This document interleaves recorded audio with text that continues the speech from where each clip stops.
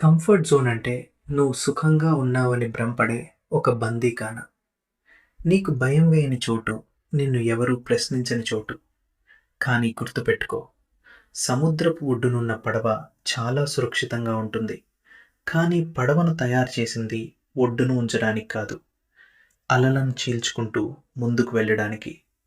అలాగే నువ్వు పుట్టింది కేవలము తిని పడుకోవడానికి కాదు, ఈ ప్రపంచంలో నీకంటూ ఒక గుర్తింపు తెచ్చుకోవడానికి.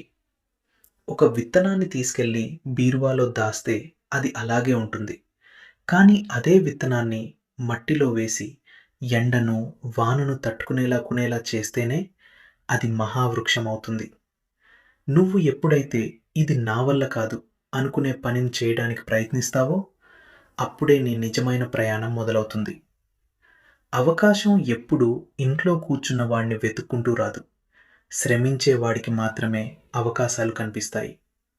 కంఫర్ట్ జోన్ దాటి బయటకు వస్తుంటే మొదట భయం వేస్తుంది. ఆ భయం నీకు చెప్తోంది, నువ్వు కొత్తది ఏదో నేర్చుకుంటున్నావు అని. ఓడిపోతానేమో అన్న భయమే నిన్ను కంఫర్ట్ జోన్లో ఉంచుతుంది. నీ కంఫర్ట్ జోన్ సరిహద్దులను రోజు కొంచెం కొంచెం పెంచుకుంటూ వెళ్తూ చరిత్ర సృష్టించిన ఏ ఒక్కరూ తన పడక కుర్చీలో కూర్చుని గొప్పవారు కాలేదు. వాళ్ళంతా చెమట చిందించారు, నిద్రలేని రాత్రులు గడిపారు. నీ కంఫర్ట్ జోన్ నుంచి బయటికి రా. అక్కడ నీ కోసం ఒక అద్భుతమైన ప్రపంచం ఎదురుచూస్తోంది.